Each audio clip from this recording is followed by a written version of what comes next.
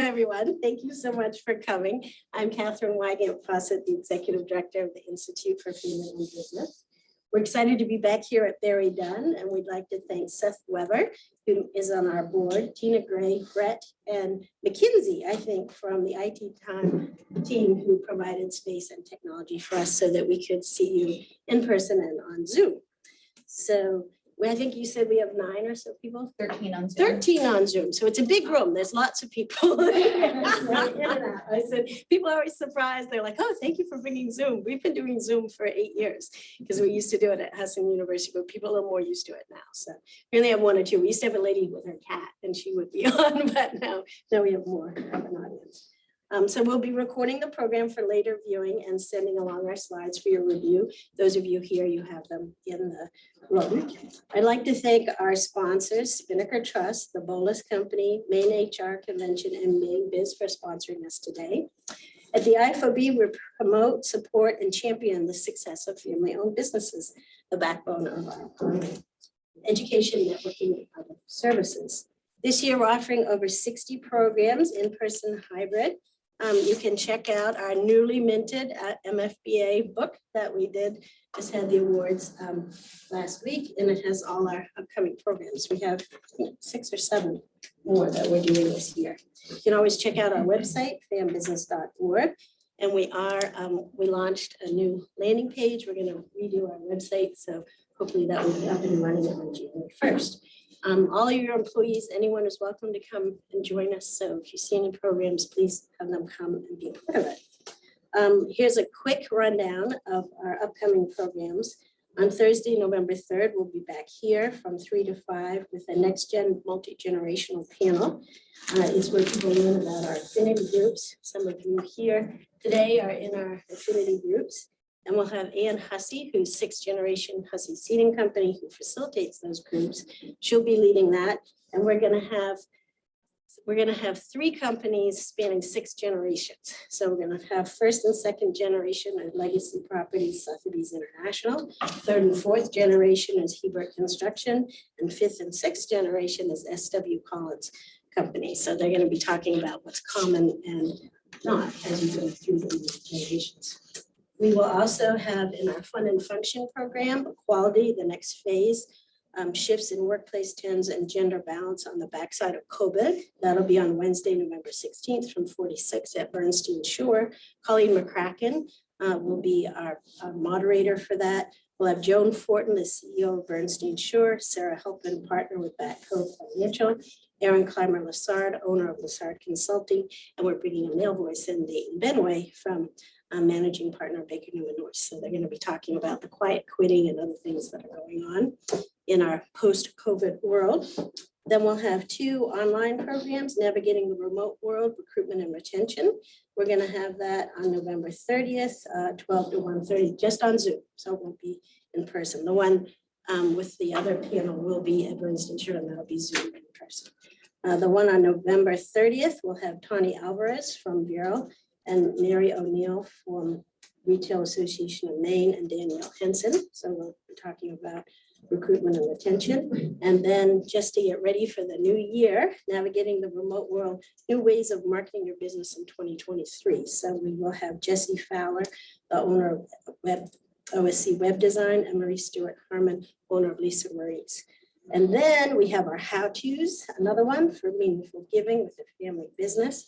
That'll be a panel discussion with Randy Hogan, president of Hogan Philanthropy Consulting, and Cynthia McDonald, the National Director of Philanthropy and Senior VP at Key Bank.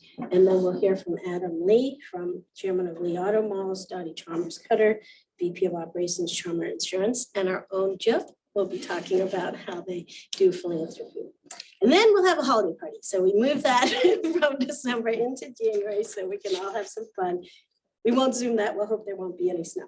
So today we're kicking off our 3rd and our how-to series, Protecting the Lifetime of Savings, What Washington Needs to Know, and Benefits of Businesses Owning Their Own Real Estate.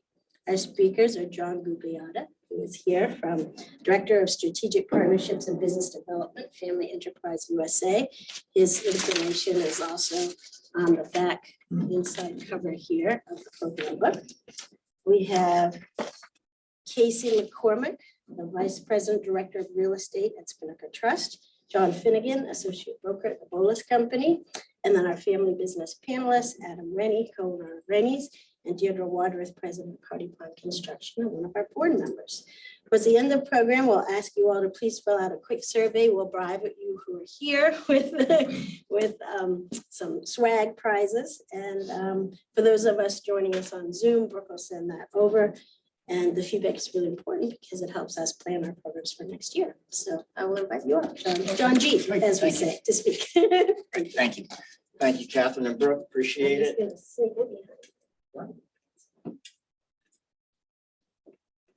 Thank you for all you do. We appreciate your work at the center. Obviously, the work you guys do is huge. We see it all across the country, so we do appreciate it. The awards dinner was great. Had a great time. I actually got to take a picture with my new friend Ryan from Maine Cabin Builders. Oh, nice. And I sent it to my mom. It's her favorite show after hockey. So I was able to send that to her and she was thrilled. Nice. We've got a great panel. They're going to talk more about the real estate part of it. I just want to give you some background on what we do and the survey that we do and some of the information that we gather. And I was thinking about it on the way up here, and I was just trying to capsulize this in terms of, you know, what can you take from at least my portion of this and probably from theirs as well. And the only thing that came to mind is to plan properly. And we see this all the time, is that poor planning leads to bad decision-making under fire, if you will. So if I could urge you to take anything out of what I will talk about, and I'm sure what they'll talk about, is sit down and do your planning, because we've seen what can happen with poor planning. So please, if you're a family business, today's the day. Don't wait till tomorrow. Don't wait till the day after. Do it today.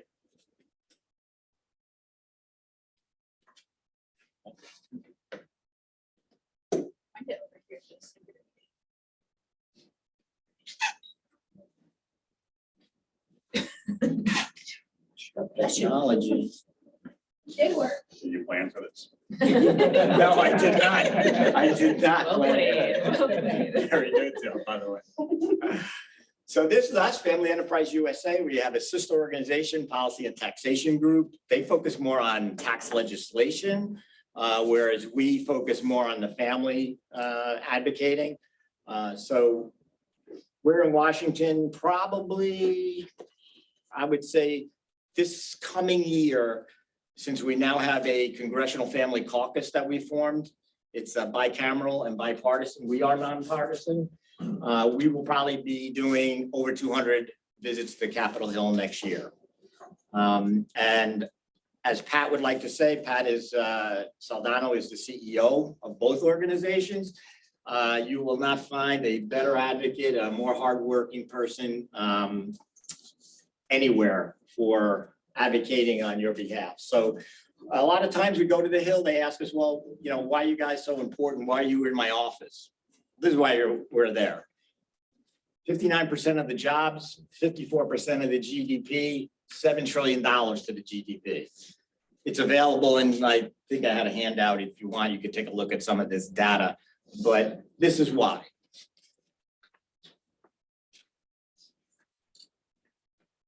So we do an annual survey each year. Maine was one of the folks that helped us. We got some statistics on Maine as well. We're going to be shooting for over 500 respondents next year. This year we had 300. So if you do get a request, please fill it out. We appreciate it. Most of the states are represented. We've got 30 family business centers. We've had trade associations help us. Just in terms of the sectors, it's manufacturing, construction, real estate. I think you'll see in Maine, hospitality was in the top 3 or 4, which you would expect from a beautiful state like Maine. 58% are S Corp. This will come up again. You'll see this. This is very important. And then lastly, something we talk about all the time is that family businesses give locally. And it's probably one of the factors that gets lost when we go to Congress. They don't understand that the businesses give to their community. If the business is gone, the community loses all that giving. So it's one of the things that we constantly are harping on. And Maine, you had said 22 respondents. We're gonna push Catherine to get that up this year. And as I mentioned, you've got hospitality in your top 3 or 4. Your S Corps were 80%. So again, this is gonna come up later in the presentation and you'll see why in terms of S Corp and the problems that we encounter, if you will. And then also you've had 32% passed on ownership. This is something I'm gonna talk about a little bit more in depth because it'll come down to planning again. 32% was women owned, which is great. Our survey really only came in at 21. We would like to see a lot more diversity, but as we spread the survey out, hopefully we'll get there.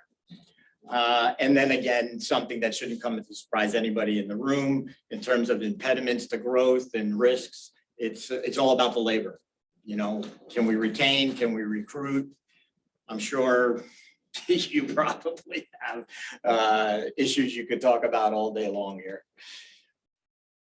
So as I said, we put out this survey. Thank you to BNY Mellon. They're the sponsor of our survey every year. And these are, again, some of the folks that help us with the Institute, right in the right-hand corner there. So we'll go through that real quick. Okay, so then this is, again, what I mentioned in the summary is 58% are S Corp. And why is that important? You probably know why, because you're paying ordinary income tax. And this past, 18 months, that's all we've been hearing in Washington. There's a lot of, well, we want to increase the ordinary, rate. Well, that perks our ears up. It should perk anybody's ears up who's an S Corp. So we found that the 58% are pass-through entities and operate as S Corps. And here's ours. Ours is a little different than Maine. Maine had hospitality in there, but for the most part, it's manufacturing, construction, real estate are the main contributors. Ours was 21%. Unfortunately, I know Pat would like to see this number go up, and hopefully as we spread the survey out, we'll get I guess a more diverse base, which would be nice. Okay, well, this is where it gets fun, and this is where the planning comes.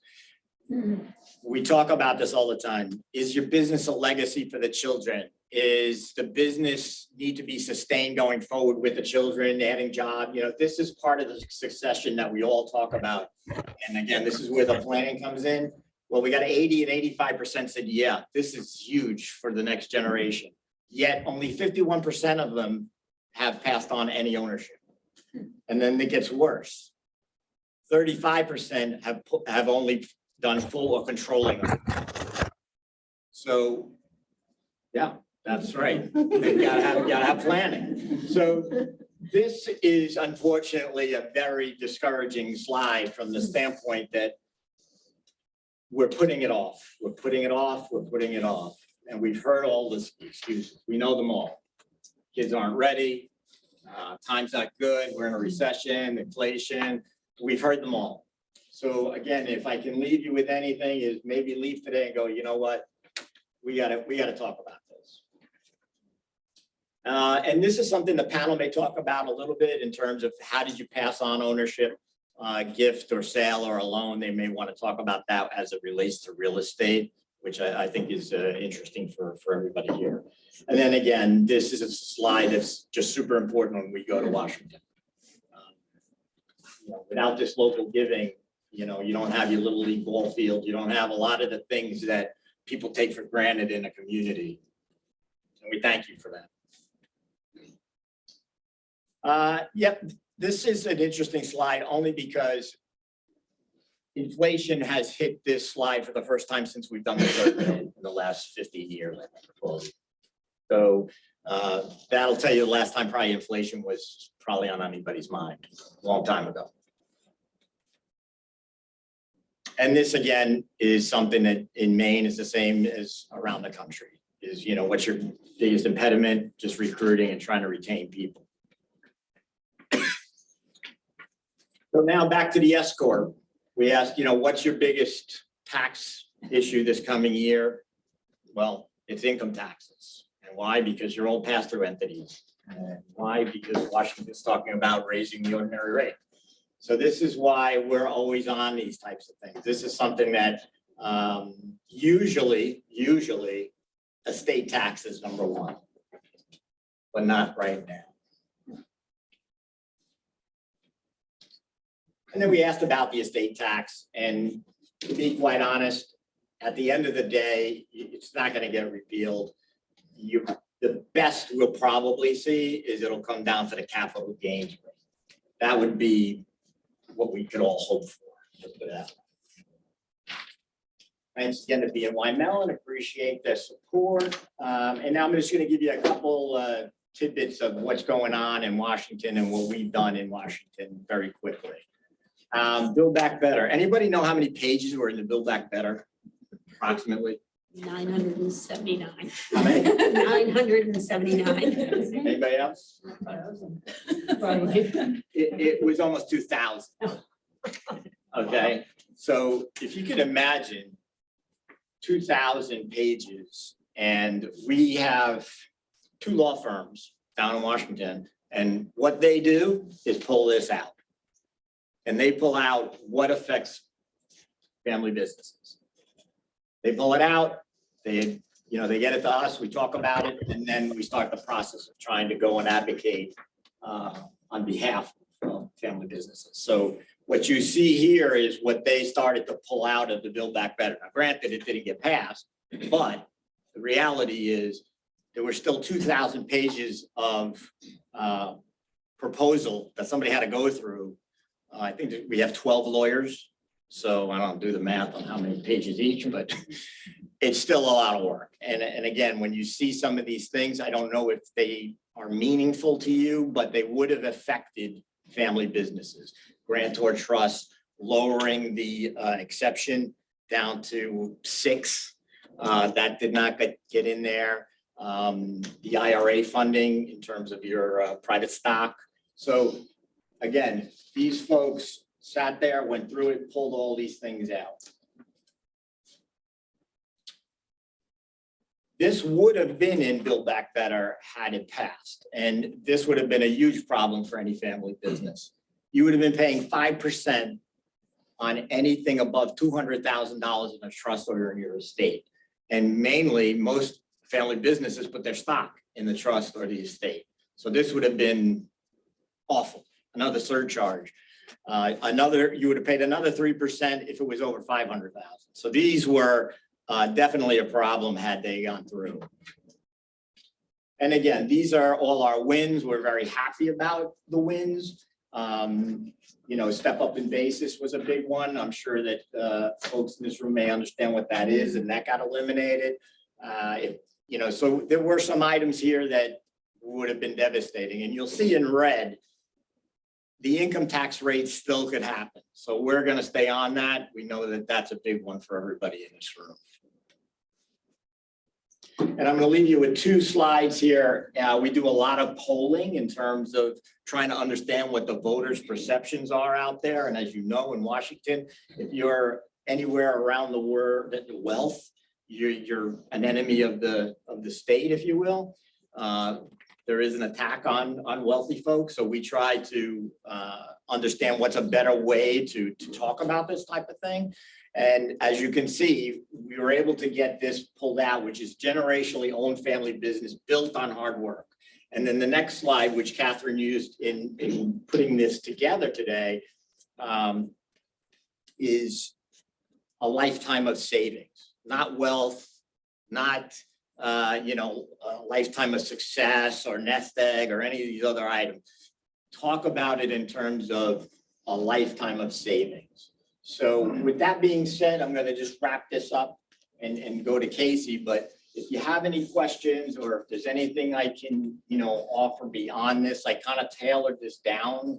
The presentations are usually a lot longer, but I didn't want to, take too much time. I just wanted to set the stage for what we do, how we can help you. And, this is what we do on a daily basis.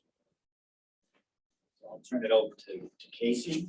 Yeah, I think so. Yeah, John's yeah. actually. Or John. Yeah. Thank you.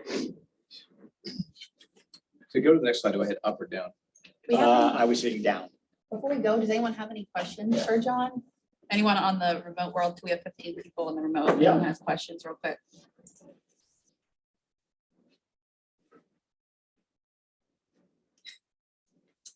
Cool. Well, if anyone has questions, just feel free to jump in. Morning, everyone. My name is John Finnegan. I'm an associate broker at the Boulos Company. Casey and I are going to be kind of the panelists of this next section of the presentation. And then Deirdre and Adam, we're both small business owners, medium business owners, I don't know classification. They're going to provide Huge business owners. they're 17 locations. they're going to provide, we're going to sort of talk about from a very high level, the benefits, the drawbacks of owning your own commercial real estate, when it makes sense to own, when it makes sense to lease. And they, these guys have been there, done that, so they can sort of shed some or put some color to these concepts that Casey and I discuss. And then we've seen a couple things too, so we'll bring those up. So we had a couple Zoom calls in preparation for this, and the way we decided to put this programming together was to just talk about some of these concepts at a really high level.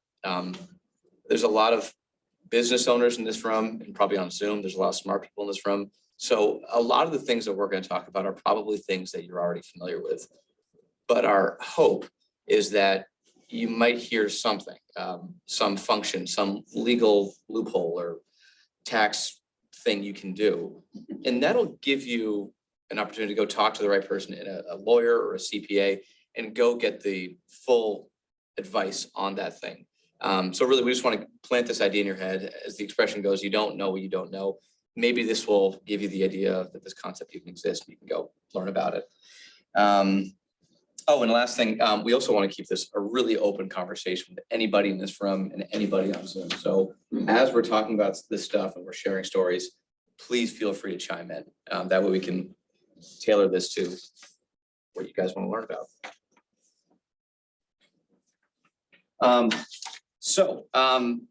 The way we section this out is talk about the benefits of the control and stability of owning a real estate, then the cons, and then we'll get into the financial aspects and then some tax benefits as well. What are the benefits of owning your own commercial real estate? Friendly landlord-tenant relations. This is sort of a tongue-in-cheek way of saying you can be your own landlord. In most circumstances, you're going to have a separate operating company, so the actual business, the day-to-day stuff, and a separate ownership entity, and that could be a single purpose LLC, that could be a TIC. There's a lot of ways to set that up. But it's great to have that, because if you are a tenant and you've got a landlord, you've got some protections in your lease, you've got renewal options, maybe you've got other termination clauses, but you are subject to the terms of that lease and then the goodwill or the good faith of that landlord. When you own your own real estate, you get to control that. Landlord quality control, same idea here. It's, you know that you're not going to, if you're a tenant, your building's not going to sell, and the new landlord who comes in maybe kind of wants you out of there and can do things to make it a less pleasant experience for you. If you're your own landlord, you can have autonomy over the decisions that get made for the property. Site control. I'm going to talk about a specific example of this, but being able to decide, what plant gets planted in that mulch over there, and do we want to expand the building by 1,500 square feet? You have the autonomy to make those decisions, as opposed to going to a landlord and saying, please, Mr. and Mrs. Landlord, we really want this to happen, and they then have an opportunity to say, how bad do you need it? Maybe that constitutes a rent increase, things like that. And then avoiding market rent variability. Most commercial leases, most, not all commercial leases, have some sort of escalation in there. You rent a space, $20 a square foot, and then every year your rent goes up by 3%. If you stay there for 20 years, those 3% annual escalations compound, and by the end of the 20 years, you can have a pretty substantial rent. Sometimes it's a lot above market. And if your renewal options in your lease aren't set up in such a way where it resets to fair market, it can hurt you in the long run. You end up paying more than what a fair market rent would be. Whereas if you own something, typically you'll get a 20 or 25-year note with a 7 or 10-year fixed interest rate. and you know what those payments are going to be for that term. And at the end of it, you can refi. So I've got, if anyone wants to jump in, feel free, but I've got a couple examples of deals that I've worked on where these things played a role. About a year ago, I knocked on the door of a company. They're an industrial, they're a distribution company. And I'm being intentionally vague, so I don't give things away. They're a distribution company. They were in 5,000 square feet of a 10,000 square foot building. Their neighbor, who occupied the other 5,000 square feet, was the landlord.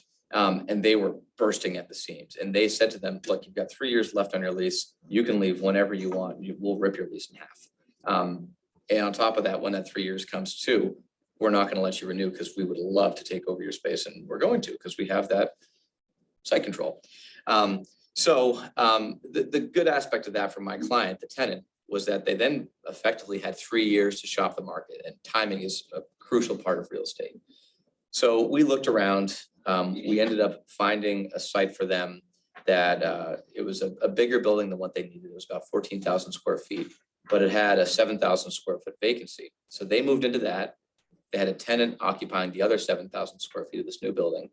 And then they kind of had a role reversal. They got to fill the building, have site control. And then when that tenant comes up to, hey, please, we want to stay or we want to leave, they then have the option of expanding into that space. So that was an instance of site control working out for them. I had another tenant. This one gets into avoiding market rate, market rent variability. This tenant, it was a retail user, and they had just a great location, tons of visibility. But they had been there for, I think, 15 or so years, and they had an escalation on their rent. And by the end of their term, they were paying $38 a square foot for their space, when market probably would have been closer to 30 or 32 bucks. So they're paying a lot. They reached out to me because they were looking for a new space. We put them somewhere new, and they're a retail user, and a lot of their goodwill or their brand recognition was part of being in that location. Their customers knew they were there. They knew it was easy to park and drop things off and pick things up. And when they moved, they lost a lot of business just because they were in a new spot. In that instance, had they owned that real estate that they had been setting up shop in for all those years of being in business, they wouldn't have been subject to those rent increases, which forced them to move and then, adversely impacted their business. And my final example for this slide, and we can jump off to everybody else here. I have a client who 50 years ago bought this 20-acre parcel of land, and they built a 200,000 square foot warehouse on it.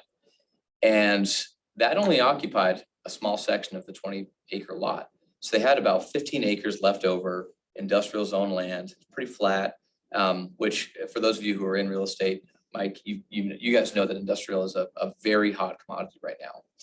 And they have an option. They haven't done anything yet, but they have this option to invest $1 and build some stuff on that 15 acres. And I met with them, and we kind of ran over some loose numbers.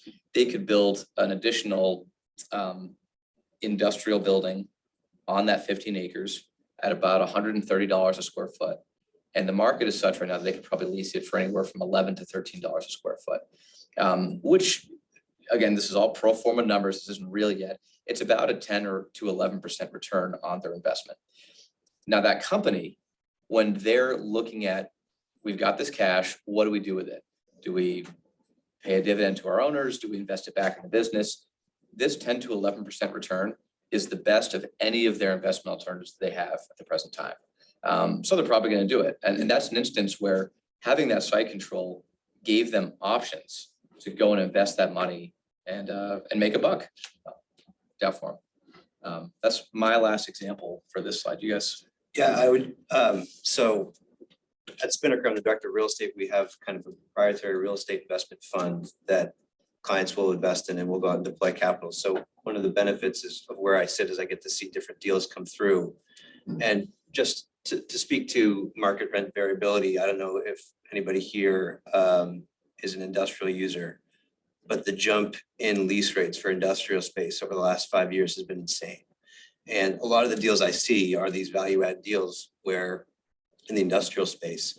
sponsors want to go in and buy the property at a relatively low basis compared to replacement costs. And the tenant is paying $5 a square foot, triple net.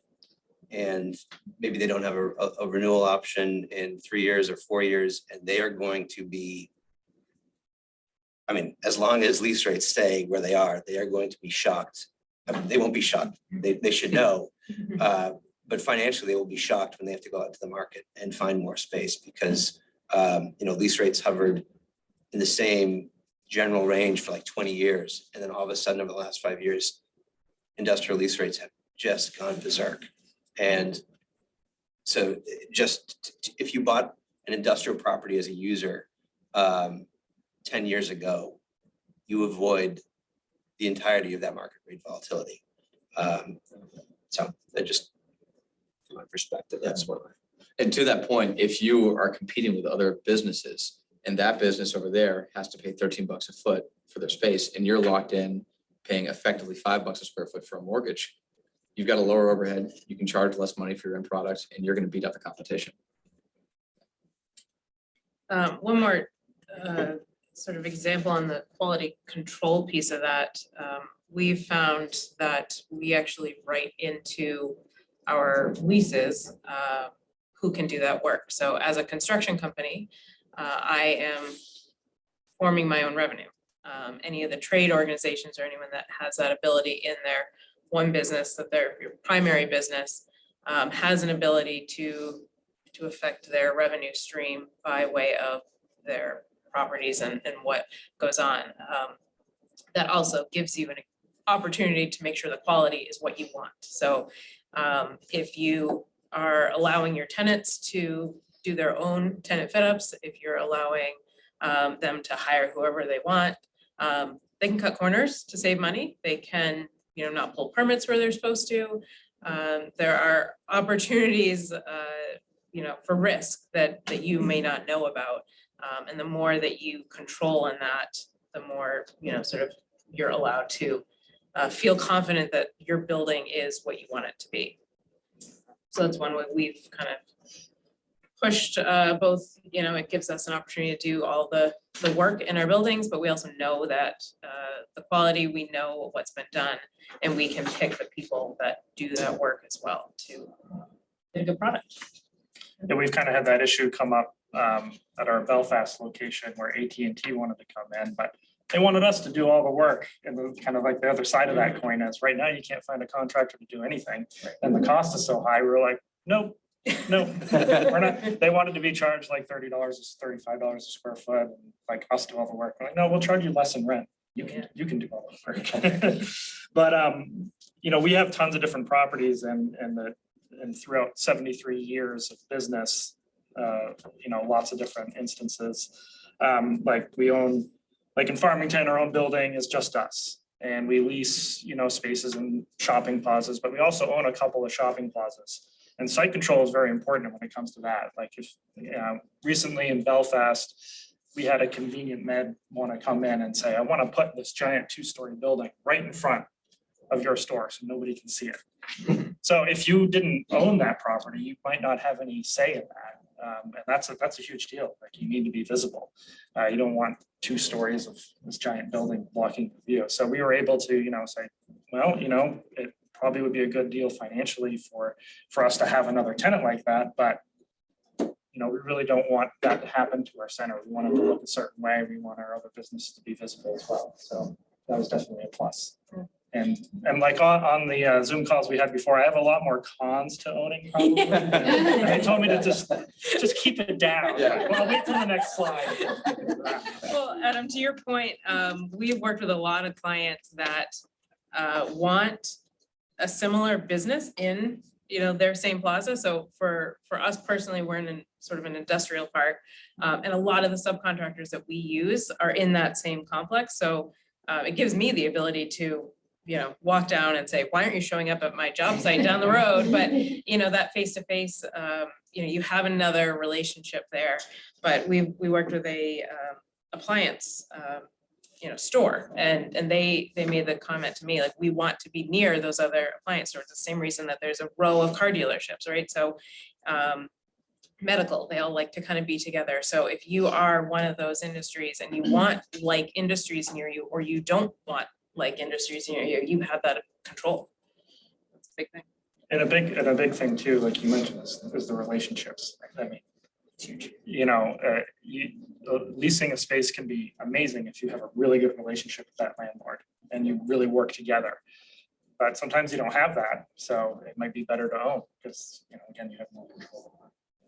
And in terms of excluding competition, I mean, if you're leasing, you do have the ability to negotiate negative covenants in your lease so that you can negotiate with your landlord to try and exclude other users who might compete with you if that's not your intention.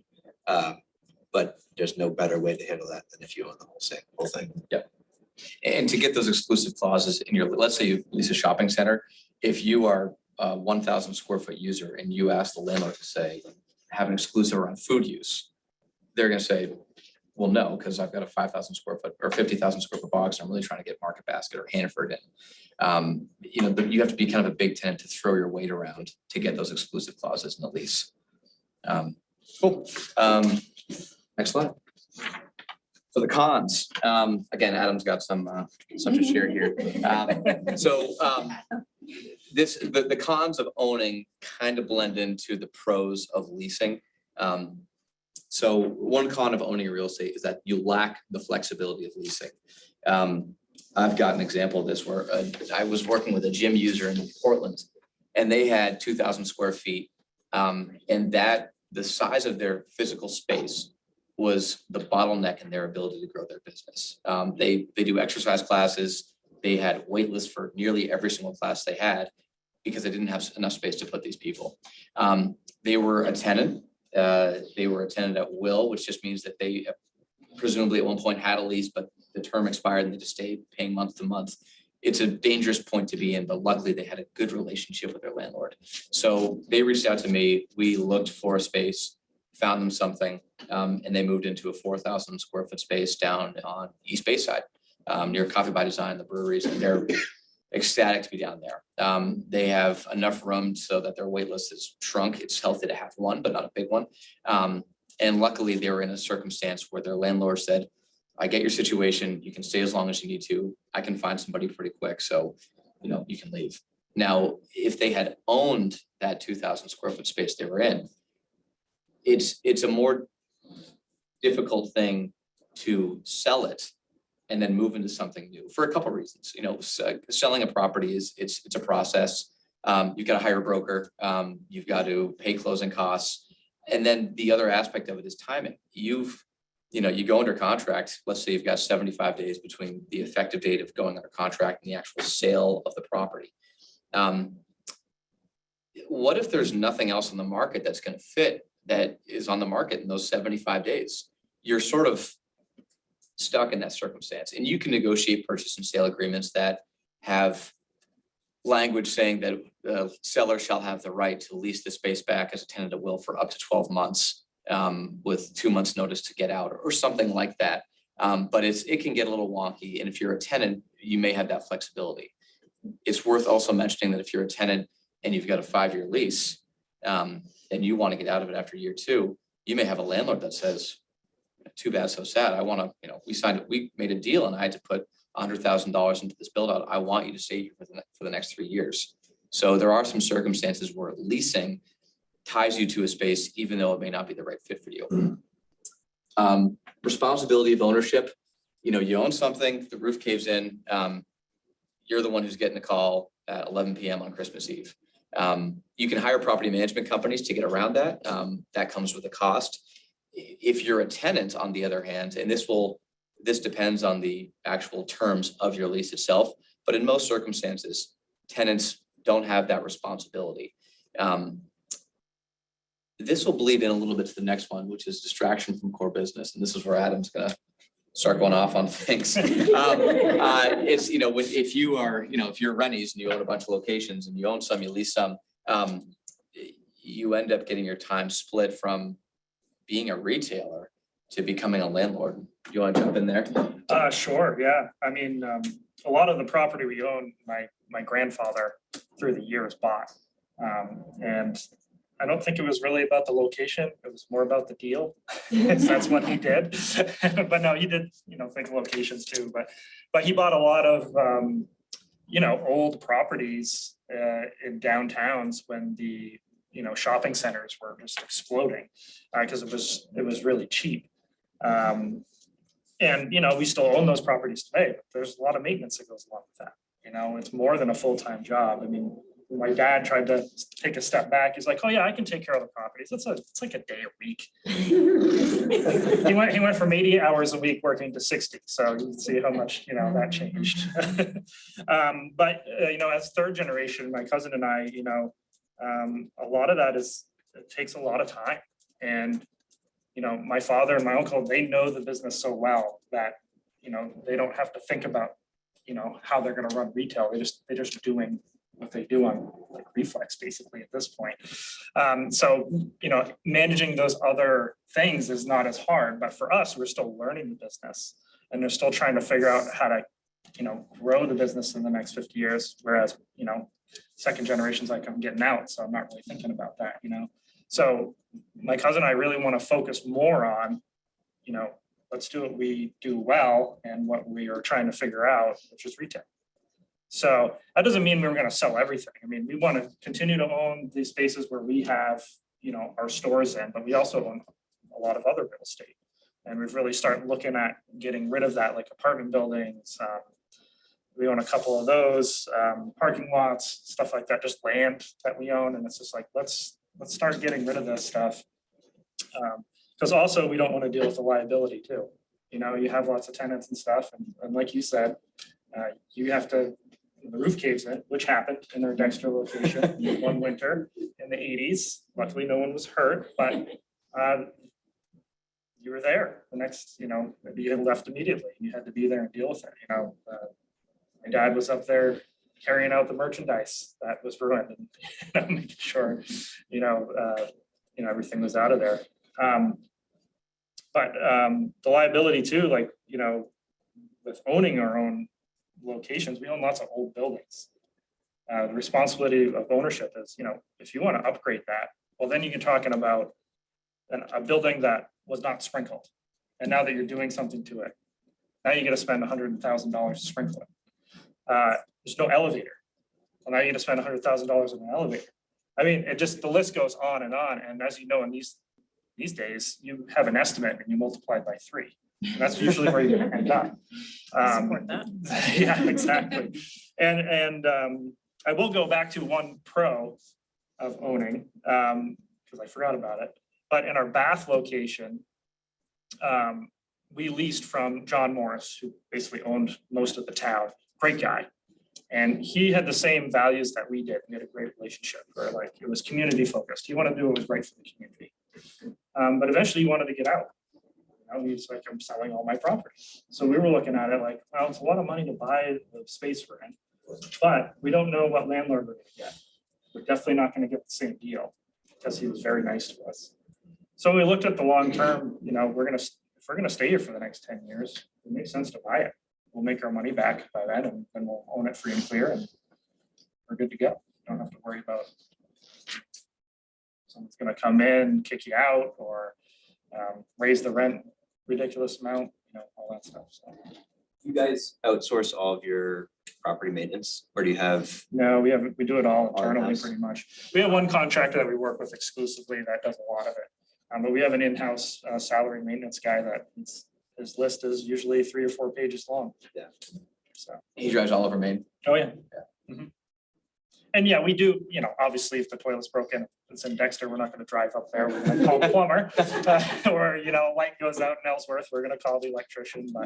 But there's so many other little things that you have to think about doing, because you don't want your property to, end up, you want it to be nice, you want it to be maintained, you want to keep the value of that property. So you got to do all the little things. Have you moved any of the property out of the business and into a separate LLC or? Well, I mean, I'd be That's an interested to interesting hear- story. I'd be interested to hear if anybody else has done that. I mean, as part of the planning, if you will. So going back into the 2000s, so my grandfather bought, where we grew up, a lobster pound in a restaurant. And that was a separate property for a long time. And then when he passed and, you know, my second generation was working on things, they were advised to actually combine everything under one roof, which turned out to be not so great in the end. It wasn't great. And actually we finally figured out how to separate those at a pretty significant cost. Yeah. From the business, because again, you know, the third generation, we didn't want that liability and that time spent to maintain that property, and especially being a waterfront property.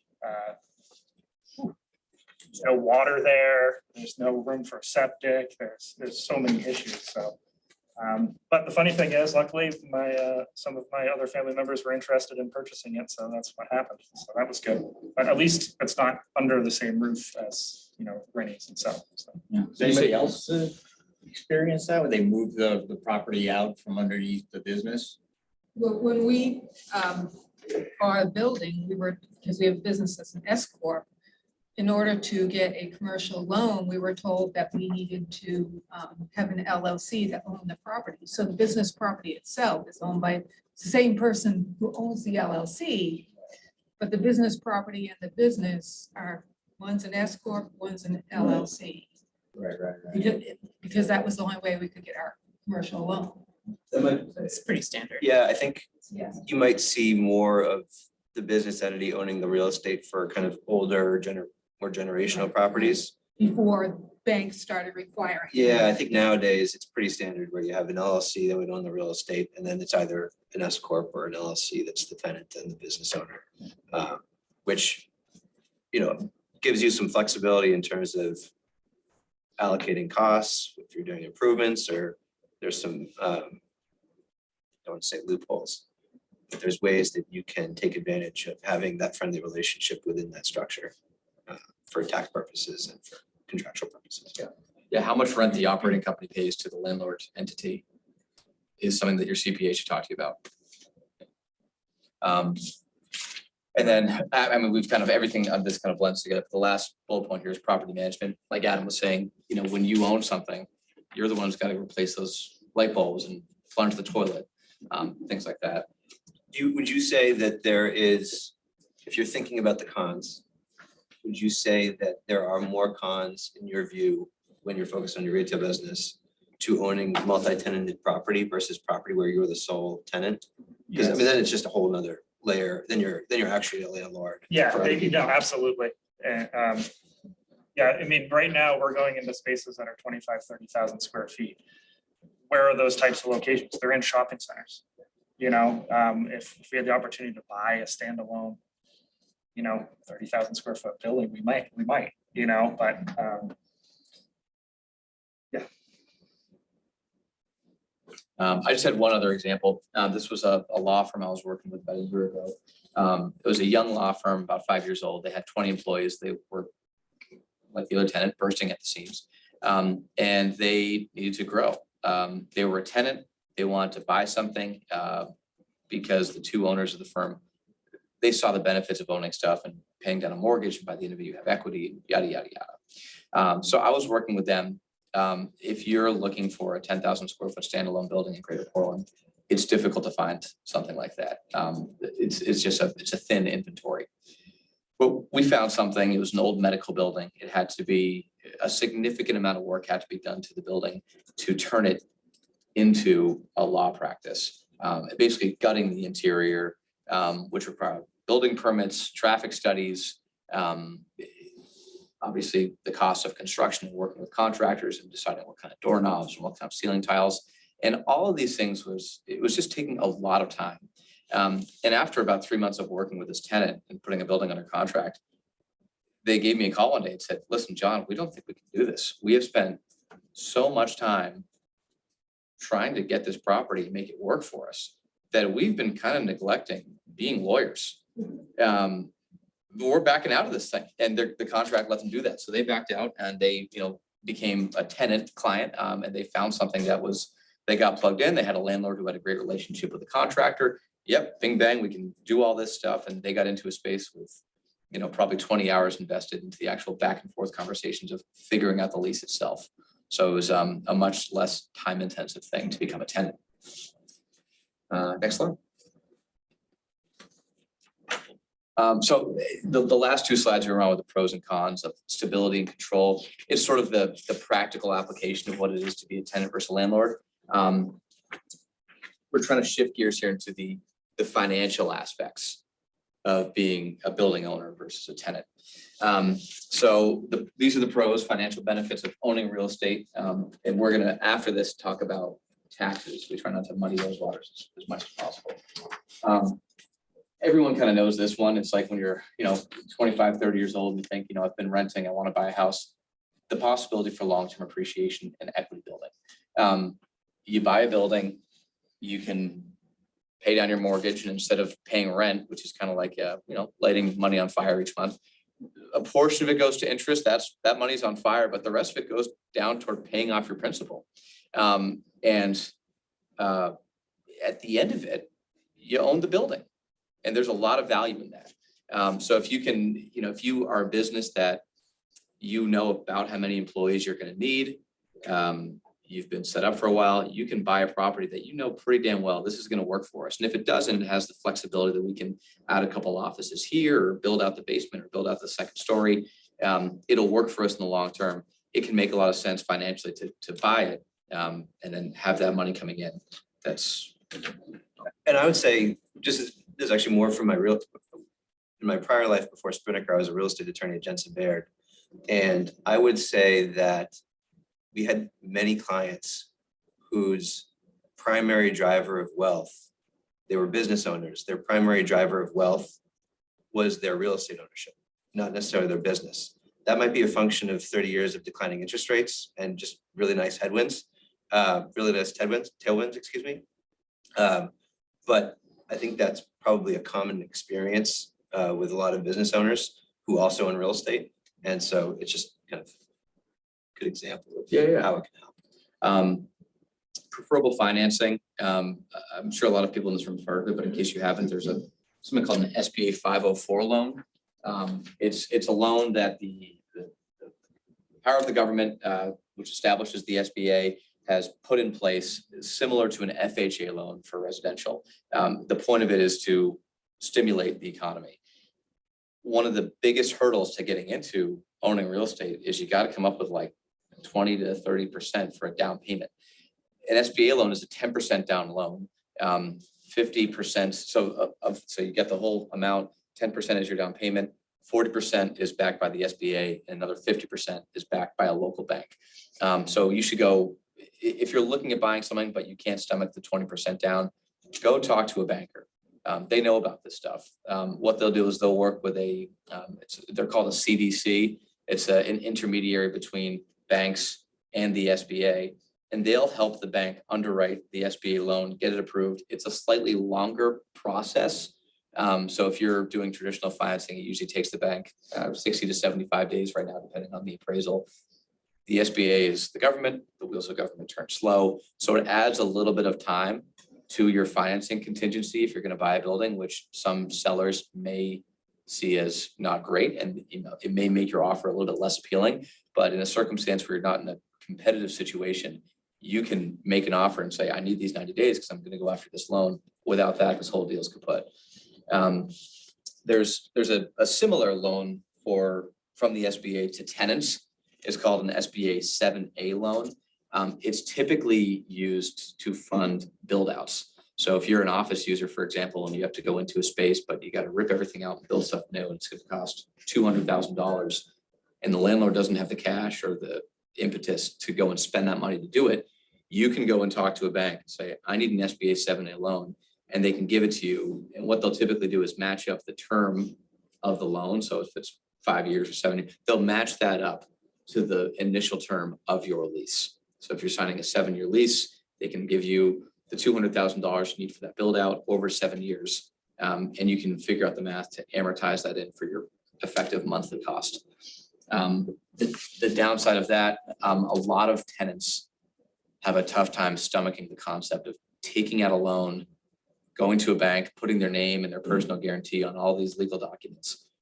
For construction that's going to serve them for the duration of that lease, but at the end they leave, and the landlord, who has not been, is going to be left with those improvements. Benefits of owning. Benefits of owning, exactly. Another benefit to the financial benefit to owning real estate, lenders view you favorably. If you are, I had a client, it was a bakery. They were looking at buying the building which they were currently a tenant in, and it ended up not working out. But the reason that they were looking at buying it was they saw this, this business was, you know, their pride and joy. They worked 80 hours a week. They wanted a path to retirement. If you go and you sell a business, you typically apply some multiplier to the net operating income to figure out what that business is worth. And that multiplier ranges from anywhere from like 2 to 5%. For a local bakery, 3% is about commonplace. The issue is in the circumstance of a bakery, what do you have? You've got a couple recipes, you've got flour, water, sugar, and salt. And then you've got the goodwill that's wrapped up with the name and the recognition. So when you go to sell it, it wouldn't be that hard for someone else to just start a brand new bakery and start something new. If you buy the real estate itself, that whole time you're operating that bakery, you're working 80 hours a week, you're paying down that mortgage, you're getting equity in the real estate. And when you go to retire, you're not just selling the goodwill wrapped up in the business itself, but you're selling the real estate too. I guess that refers back more to the equity building. If you don't mind, in terms of preferable financing, I used, again, in my past life when I was a real estate attorney, I was also, I represented a bunch of banks making loans. One of the loans that I worked on was to a large family business in Maine. And in terms of, I think when a lender analyzes a business and you have consolidated financials that include real estate assets and inventory and a bunch of other things, I think one, that's going to be favorable from the perspective of the bank. It provides them a bunch of different tools to provide you with a product that fits your needs. And I think it's probably going to be more competitive than what the bank can offer a tenant with inventory. And as a borrower, it provides you with a bunch of different tools to finance your business. And just, I really only worked on CRE lending, so I don't have much familiarity with CNI lending, but you know, CNI lending, my understanding, typically you're dealing with shorter terms, you're dealing with variable rates. And if you have a real estate asset that can be used as collateral for the bank, you can get 10-year fixed rate debt relatively easily. Well, I say easily, much more easy. I mean, that's not a product that's offered in the CNI world. And so you can blend those financing tools together to create, I think, a more robust financing product for you as a business owner. And the bank will probably give you preferred treatment because they have all this, they have the real estate collateral now, and they view it in a favorable way. This isn't a bullet point on the slide, but it's worth mentioning. The terms, if you own real estate, the terms of your loan matter quite a bit. And I'm gonna, again, I've got to be careful not to be vague about things, so I don't divulge information I shouldn't. But there's a building, the way they financed it with the capital stack was kind of funky. They had a term or a clause within their mortgage that said that you cannot, under any circumstances, pay this mortgage off early. And then they signed that. The mortgage or the bank took that and sold the mortgage in the secondary market. So it got tranched into 20,000 different pieces and sold off to a bunch of different bonds, which means that it's impossible to track down who owns this thing without making 20,000 phone calls and hoping everyone says, yes, I will agree to change the terms of it. That building owner was then stuck with this loan. They had a tenant come forward and said, we need you to spend $200,000 to do this build out for the space. And if you can do that, we'll sign a lease for 10 years. They didn't have coffers to dig into for that $20,000. And they couldn't go and take out a second note against, collateralized against their building, because another clause within that loan term said that you cannot have a loan secondary position to this one. So they were kind of hamstrung with the building as it sat in that point in time, with the offices and the conference rooms and the cafeterias it had, just like that. because of the terms of that loan. So when you're signing up for a loan, especially in a circumstance of a multi-tenanted building, make sure you understand the implications of what you're signing up for. And a shout out to the family business, a shout out to community banks as well. I think sometimes they may not be as competitive in terms of rates. And in Maine, I think actually a lot of community banks are pretty competitive. But dealing with a banker who you know, who doesn't have to get approvals from bureaucracy, Huge. Yeah. massively important. You know, it's, I've seen so many instances of that working out to the borrower's benefit.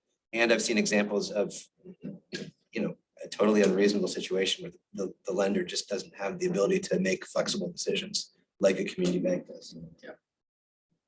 I'd add one thing that I think about, if your primary business has, I mean, all of our business have risk, but if you are in a high risk industry, real estate is generally not as risky, at least that's how I look at it. So for me, it's a matter of, you know, something could go wrong in a construction site, and that's a really big deal. But I know that if some way, somehow, you know, things imploded, I still have real estate. I still have an income stream. I still have an ability to support my family. And that's a great peace of mind, you know, just to have that other asset that I can rely on. Is really big in terms of just your own stress level. And going back to modern entity structure planning, another good reason why you want to have siloed assets. Your real estate in an LLC, your S corp creditors won't have access to that entity's assets. And if, I mean, I know of some businesses that own a bunch of different properties in the same entity, and they pool it together, and that's a risk they're willing to take. They get insurance on each property individually. But the cleanest way, and yes, you have to pay annual report filings every year and whatnot, but the cleanest way to do it is to have every piece of real estate owned in a separate LLC, protect each asset independently from the others. Yeah, cheap insurance. Yeah. All good? I guess one other final point, income diversification. This is really an instance where, again, we're tailoring this whole presentation to businesses which own their own real estate, not a 6 unit in Westbrook. But if you need 10,000 square feet, you can't find it, but hey, here's 30,000 square feet cut into 3 10,000 square foot chunks. Maybe you buy it, you put your business in one of them, and you stick tenants in the other 2. Having that income, I mean, they're all paying you rent, so having that rental income coming in from those other sources, to Deirdre's point, it diversifies where your money's coming in from. And if you are in a risky business, that can be a great way to just help you sleep at night and think, no matter what, I'm going to get a check from these guys on the first of each month for $3,000 or whatever the rent is. And going back quickly to your bakery example, in terms of asset diversification, and going back to my previous comment about a lot of business owners that I was familiar with when I was practicing law, creating wealth through real estate, I think it depends on the family business that you have. With some businesses, there's going to be goodwill that can more easily be transferred to somebody else or family members. And then in other instances, you've created a business. I don't know anybody here has a bakery, but a bakery seems to me to be, you know, not only providing good food, but also good service. And I know I've seen in my life examples of you get new ownership and or it's difficult to value that goodwill. But if you have real estate, that is an independently transferable asset that's readily marketable and easily valued. So. Next slide. There we go. The cons, financial cons of owning commercial real estate. The first one, and for anyone my age, I'm 30, Southern Maine property values depreciating. And I don't mean They never depreciate. Yeah, exactly. And we don't mean depreciation like, you know, like the straight line, 39 years. We mean depreciation like you bought it for $1 million, now it's only worth $800K. For the first time ever, it's happening. It's because of interest rates. When businesses look at buying a property, they look at what they have to pay on a monthly basis for the mortgage. And if their interest rate when the seller bought it was at 3% and now it's up at 7%, that means the building is probably worth less because the number of people who are willing to pay that much and incur an even greater monthly payment has gone down. So there's, there is risk involved with that. I think if you were to look at a straight line chart over the last 100 years of real estate in America, it is one of the safest investments you can make. In the short term, there is risk of this happening. If you plan on owning this thing for a longer period of time, the odds of it appreciating are very, very strong. Just real quickly, a shout out to my man, Chris Wazaleski. I saw you pose a question and I want to make sure we're addressing it. Yeah, I have it. You want me to read it? Okay, yeah. He said, so for you, Casey, I'm just curious on the commercial real estate side of things, what trends or statistics are you seeing on rate of return in particular investment spaces? So in terms of like expected, I mean, I would say, I mean, what would be your preference, whether mini storage, dispensaries, et cetera? So I don't have any experience with self-storage, mini storage, or dispensaries. I can tell you, just generally seeing deals, I would say values in commercial real estate peaked in the spring of 2022. And kind of were maybe in a bit of purgatory pricing discovery over the summer. I mean, John, you can chime in and say if you, and this is, I work not only in Maine, but also I see deals in New Hampshire and Massachusetts. I would say that there is maybe a 10% or more discount. I think we're still in pricing discovery, and it's very difficult to ascertain value because sellers are holding firm or don't need to sell, and buyers have much higher borrowing costs. And so I think we're still in pricing discovery world, and that's going to be the case as long as the Fed is still raising interest rates and there's not certainty there. But in terms of like, so, and Chris, I don't know if this is where you're going, but like in terms of expected cash on cash returns on an investment, if you were looking at a deal in Austin in 2021, you'd be looking for like a 3% cash on cash return, which is insane. It made no sense. But I think generally you're looking at like a 6% current, and now you're maybe looking for an 8% current to hedge against inflation. That's irrespective of IRR exits and what the terminal exit landscapes looks like. But I don't know if We have someone who wants to add to that, and specifically, are there specific areas across Maine geographically that changes? John probably has that. I can speak to, well, so can you pull up the question again? And Specifically to add that. to that, specific geographic areas across Maine. The one before that as well. Oh, sorry.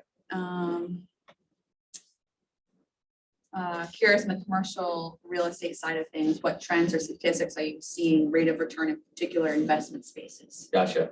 So to answer that one, then I'll get into the geographic one. Interest rates are driving up cap rates. A year ago, 2 years ago, someone could get a loan for 3.5% or 4%. They would accept a cap rate of 6.5% or 7%. Now, unless they're a cash buyer, which those exist, but they're less frequent, they're looking at an interest rate of anywhere from 5.25% to 7% on a commercial loan, depending on the asset and the safety and the average lease term remaining. And so we're seeing cap rates get driven up because of that. People don't just look at what's the rent, what's the sale price. They look at what's the cash flow statement going to look like at the end of this year. And if your interest rate goes up, your mortgage goes up, that your bottom line expenses go up, your cash on cash return is going to go down, and that drives prices down. So the cash on cash return can stay the same competitive compared to other investment alternatives. So if somebody can get, right now I-bonds are at 9.62%. If you want to spend $10,000 to get an I-bond, that's great. If you want to get a treasury bill for 2 years fixed, that's like 4% right now. If you want to buy real estate, it has to compete with those other returns. Real estate's a bit of a unique investment vehicle because it's not always just an investment. If you're a small business owner, family-owned business, you may have reasons outside of just the competitive investment alternatives to own something. And they're the more rubber meets the road things we were talking about before, control over your real estate, things like that. So real estate is a little more resilient against these interest rate increases than other asset types, but it's not unaffected. And then as far as geographic stuff, for those of you who know me, you know I spend a lot of time dealing with issues like rent control and inclusionary zoning. In Portland specifically, when it comes to multifamily, which rent control dictates, we have seen that adversely affect the sale of real estate. And I've got a good example of that. I sold a 14 unit on Congress Street back in June, and the landlord was, the ownership group was really great people. They were great landlords. They easily could have been increasing rents the whole time they owned the stuff. And they had 1-2 unit, which was leasing for like $1,200 a month, which if you're looking for an apartment in Portland right now, you know, is incredibly low. It probably could have leased for about $2,000. They went to go sell it. The functionality of rent control as it exists in Portland forbids anyone from increasing rent more than 10% in a given year. And then there's some qualifications to even let you achieve that 10%. Had they sold that building 2 years prior, before rent control went into effect, they could have sold the building for about $1 million more than what they got it for.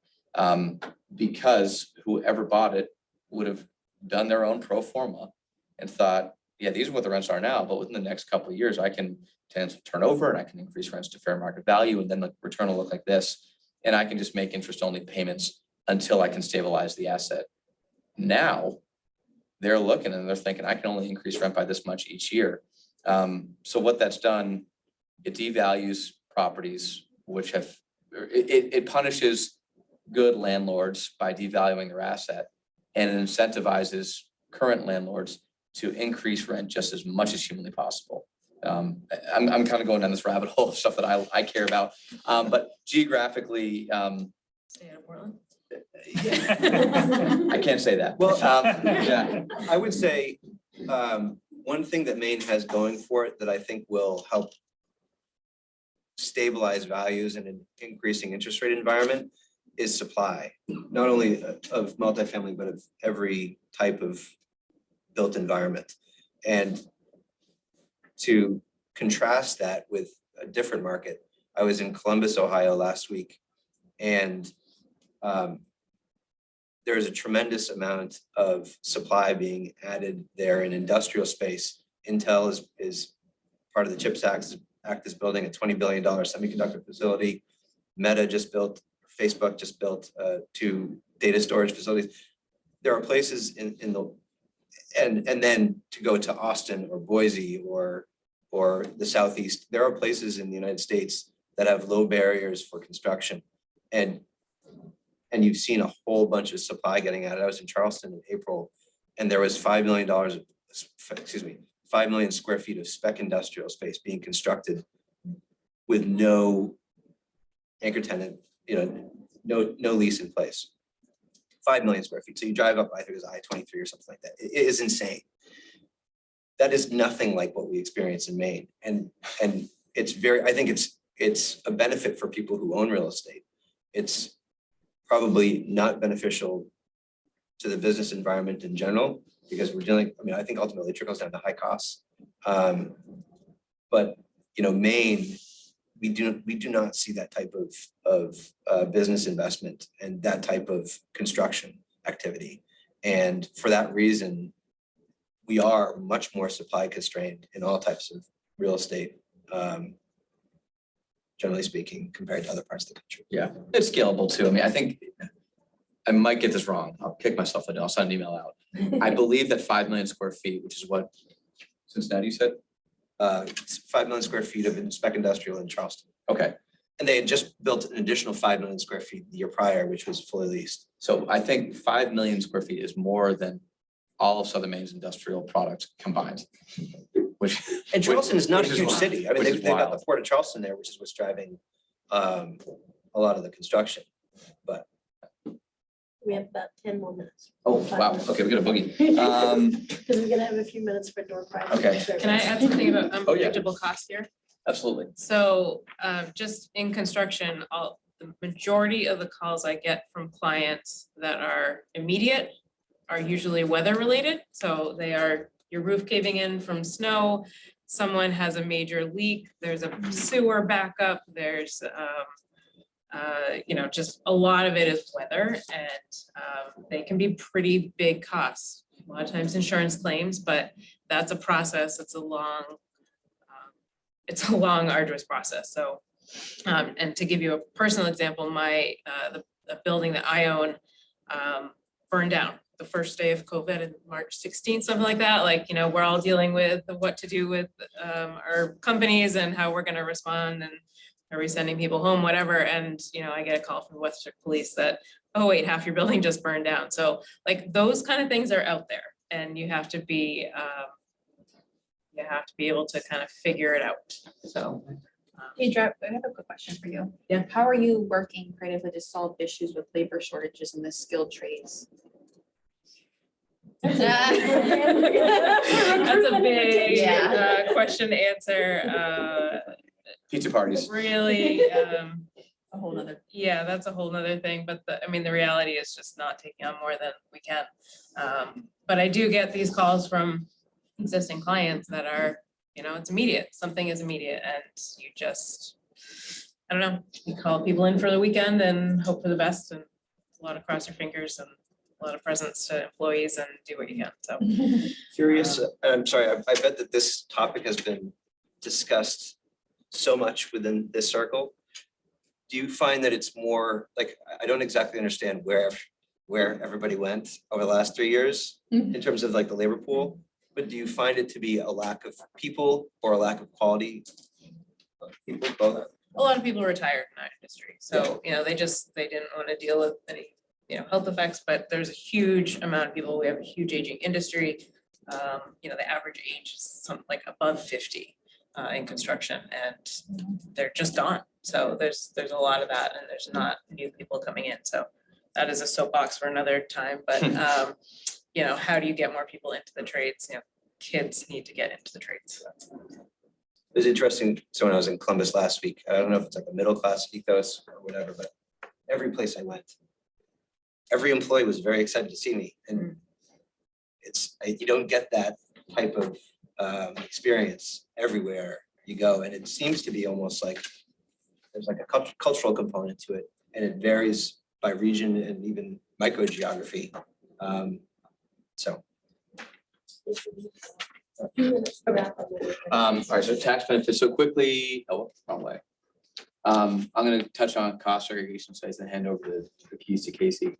A cost segregation study, when you buy a building, typically you have depreciation, which most of you are probably familiar with. You can depreciate a commercial building over 39 years on a straight life basis. A building is made up of a bunch of stuff. You got a roof, you got a floor, you got some walls, you got a sprinkler system.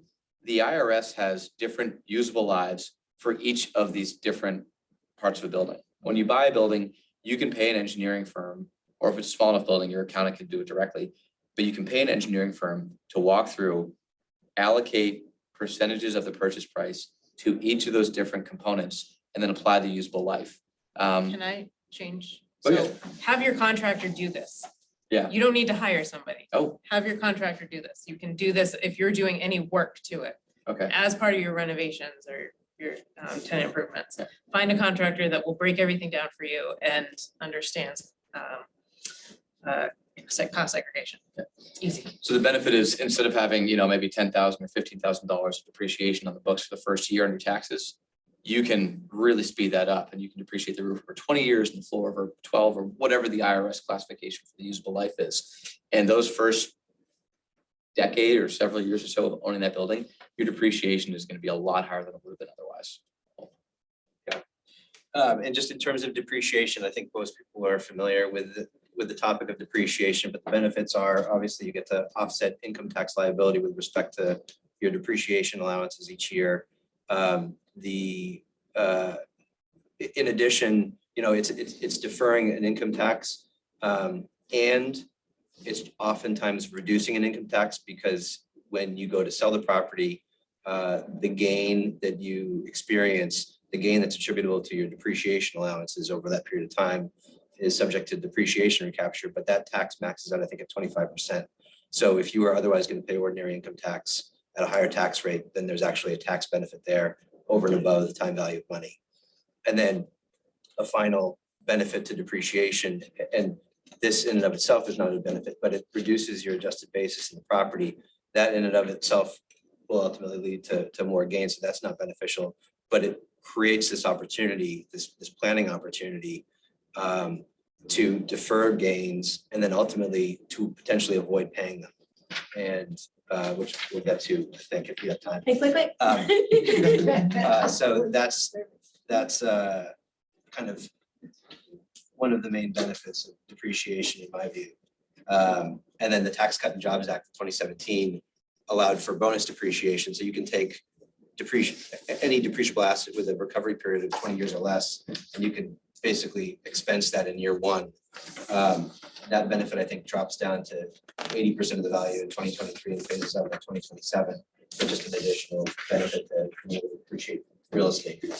I'm gonna try and go fast, so I apologize for fast talking. Another benefit is 1031 exchanges. That's a way to defer gain from the sale of your property.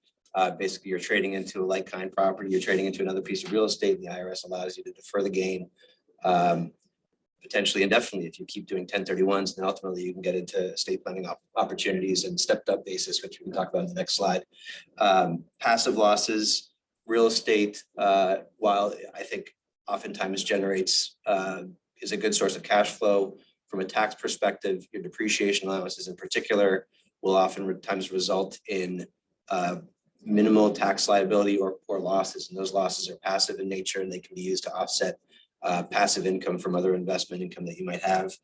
And then I actually don't have any firsthand experience with this, but with it, we're talking about the landlord-tenant relationship. And if you have your real estate owned by an LLC and your business is owned by an S Corp, you can, and your S Corp is going to be doing improvements, or your LLC is going to be doing improvements to the property. You can structure that lease in a way to allocate the capital improvements, allocate the depreciation associated with each improvement in a way that benefits your business holistically. Whereas if you were the tenant or the landlord, you'd have a misalignment in interest. You might be fighting over who gets to depreciate what. I didn't include on here opportunity zones. That benefit is kind of being reduced because you don't have the step up opportunity anymore. But that is another way that you can get preferential tax treatment for real estate. Next slide. I'm gonna guess on which way to go. I guess, right? Estate and succession planning. I should say that in my former life, I was a real estate attorney. I was a real estate broker. Now I help manage a real estate investment fund in Spinnaker. I am not an estate planning attorney. I'm not a tax attorney. We have some wonderful estate planning attorneys at Spinnaker. I am not that. So take this stuff with a grain of salt. But as a threshold matter, when it comes to estate succession planning, you are looking at first and foremost whether you're going to be dealing with estate tax issues. I think the estate tax threshold is $12-point-something million right now. If you are lucky enough to be dealing with that, you're going to be dealing with gift tax planning and estate tax planning, which brings you to the irrevocable trust, which I'll talk about in a second. If you're under that, and even if you're subject to the estate tax, you're still going to be dealing with stepped up basis opportunities. A step up in basis is basically the IRS allows you to step up the basis of an asset to its fair market value at a certain time. Generally in real estate, that's the date of death of somebody who owns real estate in a single family residence. It's very easy. The person owning the real estate passes away, their heirs get a step up in basis. If they bought the property in the 1950s and they have $100,000 into it and the property is worth $500,000, if they sold it right before they died, there'd be a $400,000 gain. If they sold it the day after they died, their heirs sold it the day after they died, the heirs would step into the basis of the fair market value and there would be no effective gain on that sale. So that's a huge tax planning opportunity for real estate. And for succession. And for succession. And then if you're kind of hovering or dealing or worrying about estate tax, you have a whole bunch of irrevocable trust opportunities that you can use to, I think mostly it's strategies to gift tax and reduce the value of what you're gifting so as to ultimately pay less in estate tax in the long term. I think the one that I see the most are grantor retained trusts, but I mean, at Spinnaker, we're dealing with all of these different types of irrevocable trusts. And I would strongly encourage everybody to talk to their tax planning professional, their accountant, and their estate planner.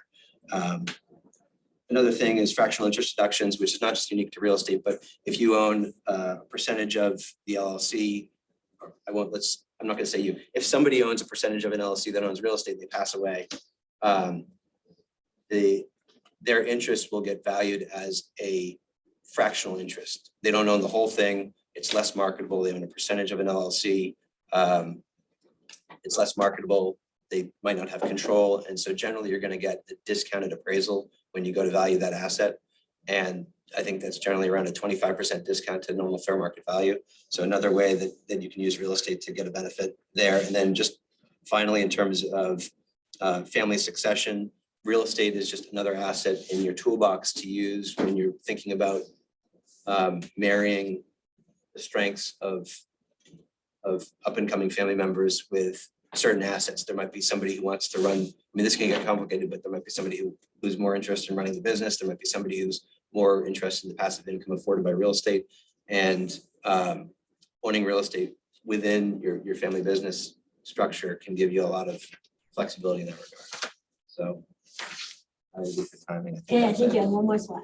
Quick one. Yeah. I guess just to wrap up Casey's part there, I'm sure everyone wrote everything down. In case you didn't, the 50,000 foot view, real estate is about surrounding yourself with a good team, good attorneys, good accountants. Talk to them, and don't just have an accountant that you send your 1099 to at the end of each year and they send you your tax return. Have an accountant that's an advisor, because they know this stuff. The more understanding of your financial life they have, the more they can help you. And just a couple last things. A sale leaseback. This is kind of a plug for me because I'm a commercial real estate broker. A sale leaseback is something you can do if you own a real estate and the business.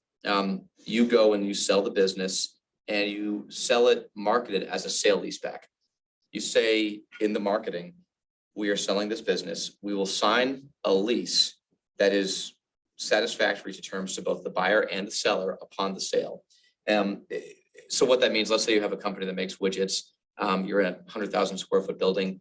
You're ready to retire. You own the building. You sell it. You sell the building. And upon closing, you have a new lease in place for the operating company for whatever terms both parties agree to. It could be 10 years, could be a certain lease rate. So long as that lease rate passes the straight face test, the bank financing the buyer is okay with it.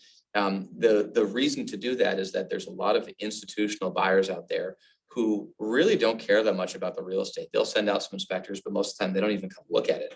They're taking a gamble on the business itself. Let's say that they see a huge future for widgets. They will spend money on the real estate that is greater than what the comps would have otherwise suggested the property is worth. We sold, no, I wasn't part of this deal, but at Boulos, we sold a property up near China, Maine. It was a 100,000 square foot facility. We sold it for $7 million. Comps suggested it was probably worth closer to $5 million. But upon the sale, the operating company signed a lease that had a return for the investor that was acceptable to them. What that number is a subjective number, but they took it. What does that mean for the guy who owned the real estate? He got to retire. He handed off the keys to the operating company and he sold his interest in the building for $2 million than it would have been worth otherwise. So there's a huge benefit there. And then ownership entities, in the interest of time, we can perhaps get through this, but just be aware that forming a single purpose LLC is 100% worth it. It's cheap insurance.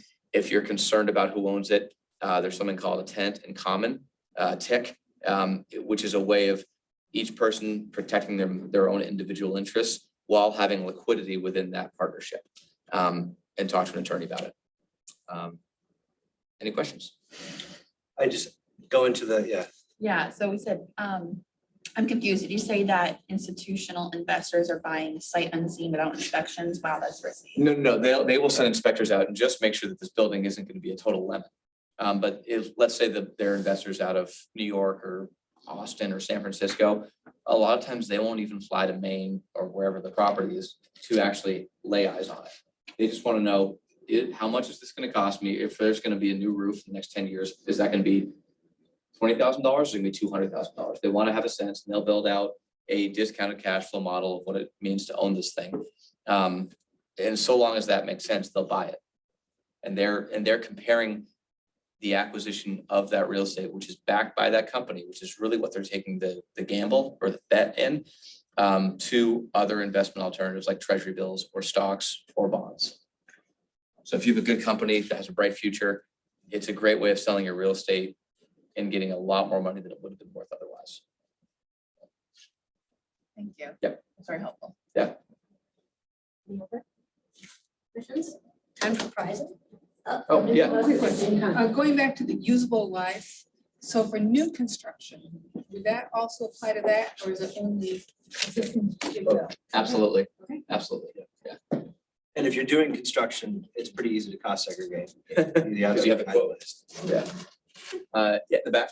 I don't really have a question so much as, we own some of our own real estate and we lease some of our own real estate, and if we're leasing, we're generally a single tenant. But in the lease agreement, we've negotiated right of first refusal. So if the landlord does ultimately want to sell that building, we have the right to buy it first. And in one case, we took advantage of it.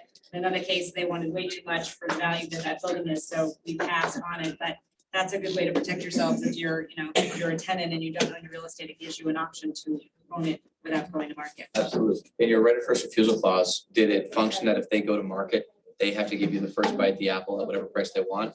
Or do they have to wait for an offer to come in and then give you an opportunity like 10 days or so to match those terms? In this particular case, they didn't have to have a bona fide offer on the table. So if they wanted to sell, they came to us first. In one case, it worked out well. We negotiated based on what an independent appraisal price would be. That would be what the purchase price was. Gotcha. So that worked out well for us. And as an owner, it's easier in a single tenanted building, but you want to be careful about granting right of first refusals to tenants. Because if you go to sell, that is a drawback for every single buyer. They think, well, we're gonna do all this preliminary due diligence. Is it worth it? Arrive at an offer price, and then you may just give it to somebody else. What's the letters stand? I think they're probably talking about Oh, yeah. crats and clats, and so like, Yeah, CRAT. yeah. Yeah. CRAT is a charitable retained annuity trust. Again, this is not my area of focus, so I see the trust documents, but I'm not involved with the planning. Charitable retained annuity trust, charitable retained unit trust, charitable lead annuity trust, charitable lead unit trust, grantor retained annuity trust, and there's like GRUTs, and there's a whole bunch of different versions of those. Nicely done. I think. Trust. All trust. We'll Thank get you. Caitlin back to talk about all that, right? Yes, exactly. Thank you all very much. Thank you for coming, speaking. I'm gonna let John, our guest, floor. We've got 3 door prizes here. We're gonna start with McCormick's family. That's right. That's